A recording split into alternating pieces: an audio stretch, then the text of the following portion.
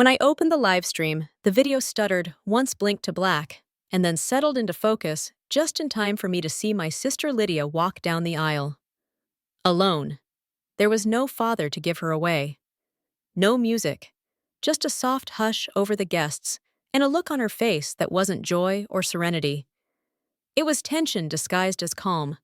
The kind of look I knew too well from years of family dinners, where she sat smiling while her world crumbled behind her eyes. I leaned closer to the screen phone balanced on my knee laptop, on mute in the background, where I'd been working on a report that didn't matter anymore. The camera panned to the front row. Ryan's mother Deborah was seated beside Lydia's empty seat. She had one of those sharp, unbothered faces. Lipstick, two perfect hands, folded like a monarch at a coronation. I hadn't been invited. Correction, I'd been invited to watch. My mother's exact words. "You can watch the wedding online, Claire. It's just that we're keeping the ceremony small. Only people who didn't cause tension." Tension in this case meant calling out that Lydia's fiancé once lied about being single. It meant daring to say aloud that the prenup our parents suggested she sign seemed suspiciously one-sided. It meant asking why Ryan's family was covering the venue cost, but insisting on choosing the guest list officiant and even what kind of champagne was served. So I was here on my couch in Chicago, in a hoodie, watching my only sister marry a man I didn't trust through a cracked tablet screen. Alone.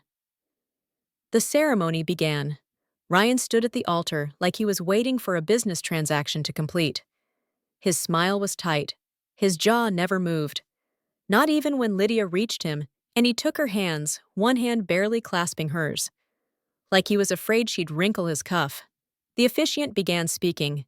Generic platitudes about love and unity, and the merging of two great families. I couldn't help but notice how often Ryan's mother was in the frame. She wasn't officiating, but she may as well have been. She kept leaning over, whispering to the event coordinator. Once she actually stood during the vow exchange to adjust something near the altar. The camera lingered on the awkward shuffle as she fixed a piece of hanging greenery, as if symmetry mattered more than the promises being made. I glanced at the live chat. The messages were polite but confused. Why is she standing? Is that the groom's mom? Poor bride. No one said it, but we all saw it. Lydia looked strained. Her smile flickered. She stumbled slightly over her vows. And Ryan. He read his directly from a note card. Not handwritten, not heartfelt, printed like a legal brief. I muted the stream. I couldn't listen to the words without wondering how much of them he meant, or if he meant any of them at all. Instead, I studied the background face's body language, who leaned toward whom. My cousin Patricia was there. In the second row, wearing a cobalt blue wrap dress, tapping her knee like she was holding back a verdict. Her eyes never left the couple. She looked alert, too alert. My stomach tightened. Something was off, more than usual. When they were pronounced married, the guests clapped politely. A few even stood. But the sound didn't match the moment. It was delayed, scattered, like everyone was waiting for something to go wrong. The reception began an hour later. Same stream, same camera operator. But this time they were clearly trying to avoid filming Deborah too much. She was everywhere, micromanaging floral placements, checking the order of speeches, even tasting hors d'oeuvres off trays before the mai were passed out. She took the microphone before dinner began. Her voice was falsely warm. Thank you all for coming to the celebration of unity, not just of Lydia and Ryan, but of two families who now walk as one. That made me laugh. A sharp, bitter sound. Unity. She didn't even send Lydia's best friend a formal invite. And her seating chart accidentally split our family across the room. Deborah continued. In this spirit, I want to remind everyone that we all play a role in ensuring a smooth, beautiful marriage. Support, elegance, discretion. My eyes narrowed. Was that directed at someone or everyone behind her? Patricia picked up her wine glass and sipped, expression unreadable. I unmuted again. The camera now focused on Lydia and Ryan, seated at the head table. Lydia smiled with effort. Ryan kept checking his phone under the table, thinking he was subtle. I watched, fuming quietly, until my phone buzzed with a single text. Patricia, keep watching. Right after the salad. I stared at the screen. Was she serious? I looked up. The servers were already clearing the first course. The DJ announced a short break before toasts. Then the lights dimmed and the projector screen behind the head table flickered to life. Deborah looked confused. Lydia didn't even know there was a projector. And Ryan? Ryan finally looked up from his phone. Patricia stood slowly, walked toward the DJ booth, whispered something. The video began. The screen showed a compilation of home videos, Lydia and Ryan smiling at picnics, clinking glasses, kissing on balconies. Romantic music played under it. Guests murmured warmly. Then the audio cut. The visuals flickered. And another video began. Security camera footage. A hotel hallway. Ryan stepping out of a room. Not alone. The woman, tall, dark-haired familiar, exited a beat later. She kissed him. On the mouth. He kissed back. They walked off holding hands. Gasps rippled through the room. The next clip, a screenshot of messages. Flirty, explicit. Then a clip of the same woman entering a bridal boutique. Date stamped 3 weeks ago. Ryan stood. No, this isn't. Lydia didn't move. Not yet. The screen froze on a final image, Ryan and the woman at dinner.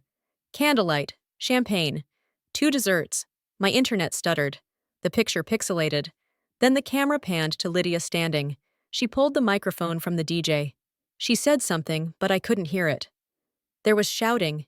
She ripped off her ring and threw it not just onto the table, but at Ryan. It hit his chest and bounced off his plate. The camera shook. Someone screamed. A woman I didn't recognize entered the frame, storming toward Lydia. Patricia grabbed Lydia's arm. Deborah lunged at the projector and yanked a cord. The stream froze. Gray screen, connection lost. My name is Claire Benton. I'm 33, a freelance researcher by trade, and a permanent question mark in my family. I live alone in a Chicago walk-up apartment that gets great afternoon light and exactly 1 judgmental call from my mother every Sunday. I read too many articles and say what I think before considering the fallout. That second part is what cost me my seat at Lydia's wedding. We used to be close, Lydia and I. As kids, we'd swap diary entries like they were state secrets and sleep curled back to back when the house felt too quiet. She was the softer one, the delicate kind of girl who didn't argue unless cornered. I was the fire starter, the fact checker, the older sister who refused to stay silent in a family that considered politeness a virtue and discomfort a disease. When Lydia first brought Ryan home, he wore charm like cologne. Strong surface level, too deliberate. I said as much to her that night. He's too polished, I told her. Like someone playing boyfriend for a camera. She rolled her eyes. Not everyone is messy like your ex Claire. I let that slide. Once. But it wasn't just the charm. It was the way he talked about people. Never with them. He'd say things like, she's pretty sharp for someone in marketing, or your mom's sweet in that homemaker kind of way. And everyone would laugh politely. But I watched Lydia shrink inch by inch around his comments. She started dressing differently, talking less at family dinners, deferring more. And Ryan's mother, Deborah, only made it worse. From the moment she stepped into our lives, she treated Lydia like a doll in a box, admired when still dismissed when speaking. She once told Lydia to smile more during dinner because it gave Ryan's father indigestion when women looked tense. I remember Lydia laughing nervously. I remember feeling rage bloom in my throat. The turning point came last December during the engagement brunch Deborah hosted at her home. It was as sterile and over-coordinated as a country club ad. The place cards were engraved. The mimosas were blood orange. The conversation was bloodless. At one point, I wandered into the kitchen to find Lydia standing stiffly next to Deborah and a woman in a navy suit, Ryan's family lawyer. Just making sure the documents are in order, Deborah had said with a smile that didn't reach her eyes. I asked, what documents? Lydia flinched. Deborah answered, a prenup, of course. It's standard in our family. I looked at Lydia. Is it your standard? She didn't answer. That night I confronted her. She looked away. It's not that big of a deal. They just want to protect family assets. But what about protecting you? I said. What happens if something goes wrong? Do you even know what it says? She hesitated. And that was my answer. I told her to hold off, to think it through, to consult her own attorney, not Ryan's. I even offered to pay for it. The next day, she stopped returning my texts. 2 weeks later, my mother called to ask me nicely not to stir up drama. This wedding is important, Claire. Ryan's family has been very generous. They've covered the venue, the catering, the dress. Lydia's finally got stability. Stability? As if marrying into money was a cure for being human. I said, so I'm being cut out. Mom sighed. You're not being cut out. You'll still be there in spirit. They're live streaming the whole thing. She said it like that made her gracious. Like offering me a screen was the same as a seat. Lydia didn't call, not once. So I stopped trying. I grieved the loss of her in silence. My Sunday calls with Mom became brief. My texts with our cousins became one-sided. Only Patricia stayed close. She didn't say much, but she listened. And when I told her what I suspected, that Ryan wasn't faithful, that the prenup was controlling, that Deborah was quietly stage managing the entire relationship, she didn't dismiss me. She just said, I'm watching too. Trust me. That was months before the wedding. I didn't know then that she was already collecting receipts, that she'd started digging when I stopped talking, that she was planning something even I couldn't have imagined. The day of the wedding, when I opened the stream, I expected pain. I didn't expect validation. I didn't expect justice, and I certainly didn't expect Patricia to be the one to deliver it. But the moment that projector screen flickered to life and Ryan's double life started unraveling in real time, God, I felt something I hadn't felt in years. Not joy, not revenge, just clarity. I'd been right, and they had been so wrong. The screen was still frozen when Patricia called me. My fingers trembled around the phone, not because I was nervous, but because I'd never been more certain the truth had detonated. I just hadn't seen the full blast radius yet. She didn't even say hello. He's gone, she said, her voice low and urgent. Gone where? Out the back. After Lydia threw the ring at him, he tried to lie. Then Maria showed up. Wait, Maria. The woman from the videos. Long, black hair, tan coat, matching Chanel clutch. You couldn't miss her even if you wanted to. I exhaled sharply. And Lydia. She's still here. She's not okay, but she's not broken either. Just numb. Staring at the cake like it slapped her. A pause. Then Patricia added, You should have been here, Claire. You earned the front row. I wasn't invited. I wanted to say, but what came out was, Tell me everything. And she did. The moment the final image played, the one with Ryan and Maria holding hands across the candlelit table, Lydia's face turned white. Not pale. White. Like every drop of belief drained from her bloodstream all at once. Deborah had rushed forward first, trying to unplug the projector. But Patricia had anticipated that. She'd routed the video through a locked iPad on the DJ's deck and left a decoy cable hanging behind the curtains. So when Deborah yanked the wire, nothing happened. The video continued. And Lydia rose. I gave you everything, she'd said, not yelling but loud enough. Ryan had muttered something about deepfakes, then motioned to his lawyer uncle at the back. That was when Lydia slipped off her ring and threw it. Patricia described it perfectly, like she was throwing off a leash. The ring hit his champagne glass, tipped it, and drenched the table. He swore. She didn't flinch. Then as Ryan fumbled with a napkin, Maria walked in. She wasn't invited. But she knew where it was. Patricia had made sure of that. Maria wasn't there to apologize or cry. She walked straight toward Ryan, handed him his spare key and said, You left this at my place. Then she turned and faced the room. I didn't know he was engaged, she announced, until 2 weeks ago. He told me he was under family pressure and that he had to play along for inheritance reasons. She shrugged. Guess he played too well. Deborah tried to speak, to salvage something, but then someone else stood, Lydia's maid of honor. Her voice trembled as she said, There's something else. She pulled a folder from her clutch and placed it gently on the table. I didn't know if I should say anything, but this prenup, it's disgusting. And then for the first time, Lydia saw it. All of it.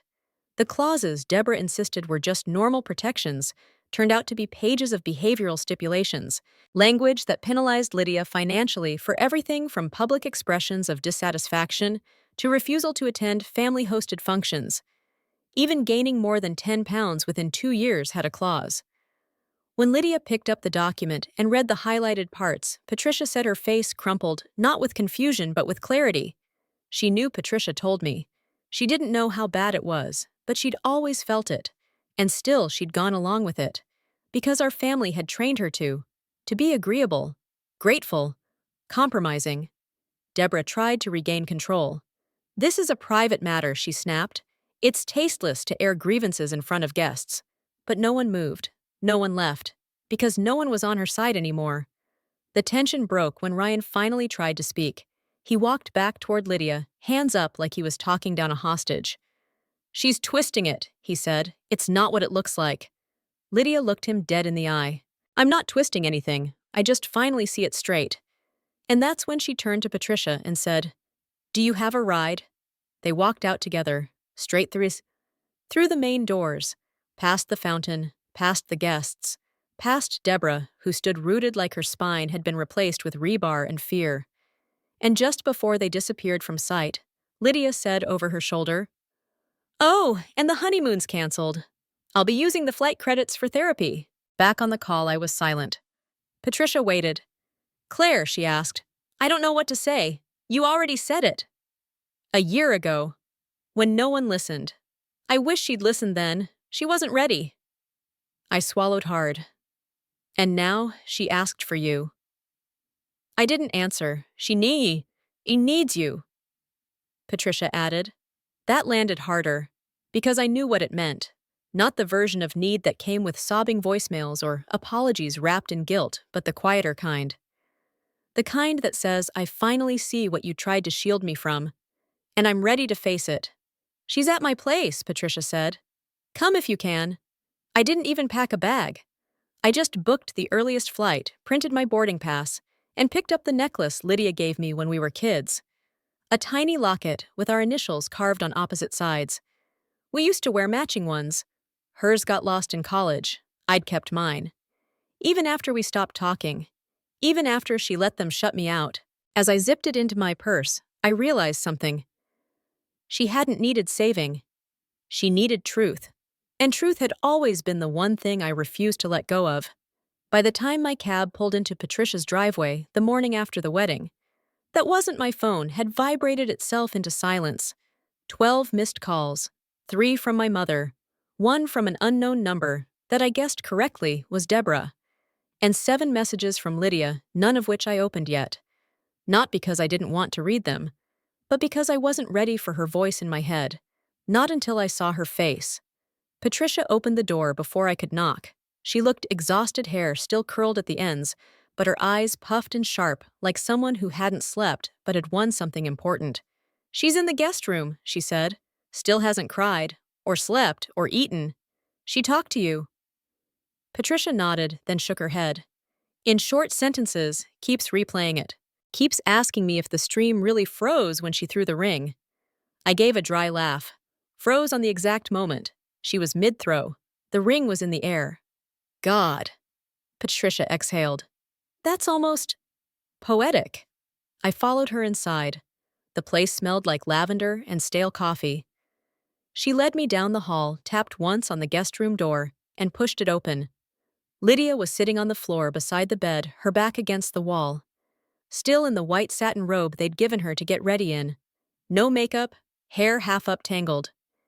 In her lap was a photo album, our childhood one, with the faded red cover, and pages we used to stuff with Lisa Frank stickers, and notes written in glitter pen. She looked up.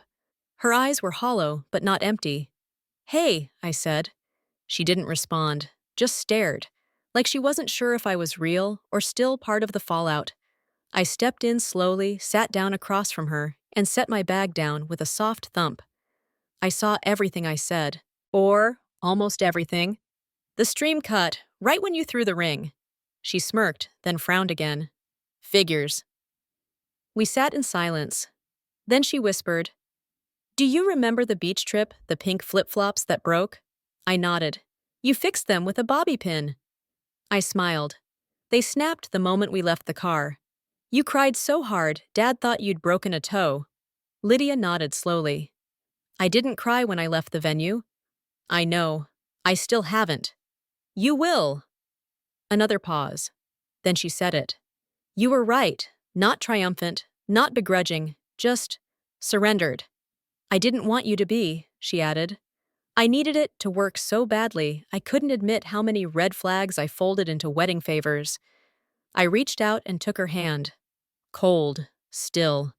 But she let me hold it. He said I'd ruin him if I left, she murmured. That no one would trust him. That I'd be the bitter ex-wife with no dignity. You never were the wife. That stopped her. She looked at me startled. He made sure of that. The prenup wasn't about safety, it was a leash. I signed it, she said softly. I let them win. No. You signed what they gave you, and then you ripped it up in front of everyone. That's not losing, that's burning the script. She finally let her head drop to her knees. Her shoulders began to shake. But she didn't cry. She shuddered. A different thing entirely. Grief was coming, but not yet. What came first was fury. She lifted her head again. They're threatening to sue Patricia. For what defamation? Interference? Breach of privacy? I snorted. They showed more concern over the video than the fact that Ryan was cheating. Lydia's jaw tightened. Deborah said I overreacted, that I embarrassed the family, that I could have handled it with more class. I sat up straighter. She said that after you found out about the affair, after she watched you walk out of your own wedding, she thinks I need media training. I stood, paced. She doesn't get to dictate your story anymore. She said if I speak publicly, they'll destroy me. Then let them try. Lydia raised her eyes to me. Would you stand with me? Already am. That was when she broke, not into tears, but into motion. She stood, walked to the dresser, picked up the prenup copy Patricia had printed from the encrypted file Ryan stupidly left open on his laptop the week before the wedding. She held it like it was radioactive. Then she pulled a lighter from her bag. Are we really doing this? She asked. I nodded. She lit the corner. We watched it curl blacken, disintegrate in a porcelain bowl Patricia brought in. And when it was ash, Lydia said, I want to make a statement. What kind? I want to tell people what really happened. Why I walked away. Why I had to walk away. You know the risks. She turned to me steady. I've lived the risks. This time, I want to live the truth. The next week, we helped her draft a statement. Not tabloid fodder, not revenge porn, just truth in her voice. Patricia's friend from a mid-tier women's magazine offered an interview slot. Lydia accepted. The article ran under the title, What I Learned from Walking Out of My Wedding. She didn't name Ryan, but everyone knew. And then the floodgates opened. Other women, ex-girlfriends, employees, even a former assistant wrote in anonymously and publicly sharing patterns. Coercion, financial control, gaslighting. One even mentioned Maria by name. Turns out she wasn't just the affair partner, she was a repeat partner. Ryan had a pattern of keeping women just in case, grooming them with emotional intimacy while maintaining a facade of commitment elsewhere. Deborah released a vague statement about private matters and forgiveness. The public didn't buy it. Neither did Lydia. And as for me, I finally opened her messages. Each one was short. Claire. I need you. You were right. I should have listened. I'm sorry. Please come. Please don't leave me out again. I replied, I never left. You just couldn't see me behind the curtain. They drew for you. She sent a heart. I saved it. Not for proof, but as a bookmark. To mark where the story changed. The week after the article dropped, our parents finally called me. Not just a message. Not just a vague hope you're doing okay in a group chat. An actual call. My mother's voice cracked before she even said my name. Claire. We didn't know. I didn't say anything. Just let the static hang there. I wanted her to feel it, the silence I'd lived in for months. The ache of watching my sister march toward disaster while they fussed over centerpieces and seating charts. My father took the phone next. Your sister's been through enough, he said. Like that was news. Like I hadn't watched the wreckage from the outside clawing at glass. No one would break for me. You should have protected her, I said finally. She didn't want protecting. He snapped, old habits dying hard. She wanted peace. No. She wanted permission. And you made her feel like she had to earn it by staying quiet. Another silence. Then softer. She's lucky she had you. It wasn't an apology, but it was closer than I'd ever expected. They asked if I would come home for a weekend, help Lydia pack up her things from what was supposed to be the marital apartment, help her reclaim her life. I agreed, not for them, for her. The apartment Ryan and Lydia had shared was already half empty by the time we arrived. The couch gone. The espresso machine, a wedding gift from Deborah, packed carefully into a box with donate scrawled on the side. Lydia moved with efficiency, no wasted movements, like clearing the debris of her own delusion. I thought I'd live here forever, she said, taping shut a box of books. It even smelled like a future. I handed her the next roll of tape. It smells like varnish and bullcrap. She laughed, really laughed, for the first time in what felt like months. We tackled the bedroom next. There was nothing personal left on Ryan's side, not even a sock. But in the closet, hidden behind old bridesmaid dresses, Lydia found the shoebox, the one with her locket in it, the one I thought she'd lost in college. She held it like it might burn her. Then she opened it. Inside, next to the necklace, was a receipt dated 6 months ago. For a ring. Not her ring. A different one. Different size. Different style. Maria's? I asked gently. She nodded. I wore mine? I said, lifting the chain from around my neck. Lydia stared at it, stunned. You kept it. I kept you. Even when you disappeared. She reached out and clasped mine around her neck, leaving hers in the box. I want you to have both, she whispered. I didn't argue. She needed to let go of something. And I needed to remember that sometimes people come back. Patricia arrived an hour later with pizza and ginger beer. We sat on the floor, surrounded by boxes and echoing walls, replaying everything with that strange mix of sorrow and relief. I got a cease and desist, she announced cheerfully, waving a manila envelope. Deborah really thinks a lawyer letter will scare me. Will it? Lydia asked. God, no. I already posted it on Twitter. My DMs are a war zone, but it's worth it. We toasted to the chaos. Then the doorbell rang. Lydia stiffened. I'm not expecting anyone. I stood and opened it. It was Maria. She looked nervous, hands clutching a small envelope, eyes darting behind me, like she expected to be screamed at. I'm sorry to come here. I didn't know where else. Lydia stepped into view. Maria froze. I'm not here to fight, she said quickly. I need you to know I didn't know, not until it was too late, and when I found out I wanted to disappear. But Patricia said you were strong enough to hear this. Patricia Smug sipped her drink. Maria handed Lydia the envelope. It's everything, every message, every timeline, dates, receipts, chats. It's yours. Do what you want with it. Lydia took it, opened it, read a few lines, then looked up. Thank you, she said. Maria's breath caught. You don't hate me. I did, Lydia said plainly. For about 30 minutes. But then I realized I needed to hate him more. Maria nodded, eyes shining. I hope you destroy him. I already did, Lydia said. Maria left. We sat in silence again. This time it was peaceful. A month later, Lydia got a call from a nonprofit focused on women's financial literacy.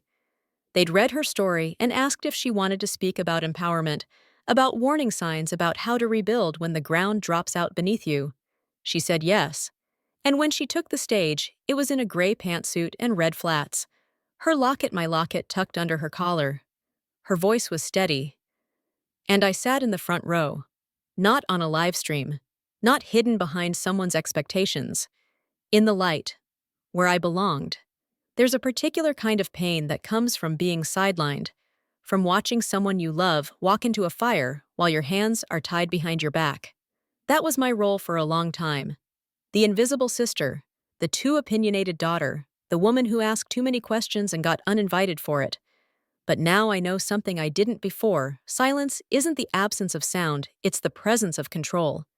And I stopped letting other people hold the remote. That frozen live stream, it became a symbol, a still image of the moment the illusion cracked. A split second of rebellion, immortalized in pixels. People keep asking Lydia if she regrets it, if she wishes the wedding had never happened. She always says the same thing. I don't regret walking in. I regret not running sooner. We talk every day now, not about Ryan, not even about the past, just life. books, recipes, plans. Sometimes we wear our matching lockets on calls. Sometimes we joke about staging a fake wedding just for cake and dancing. We're healing.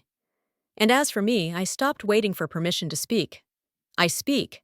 I stopped waiting for family to invite me back. They came to me. And I told them this time I decide where I sit.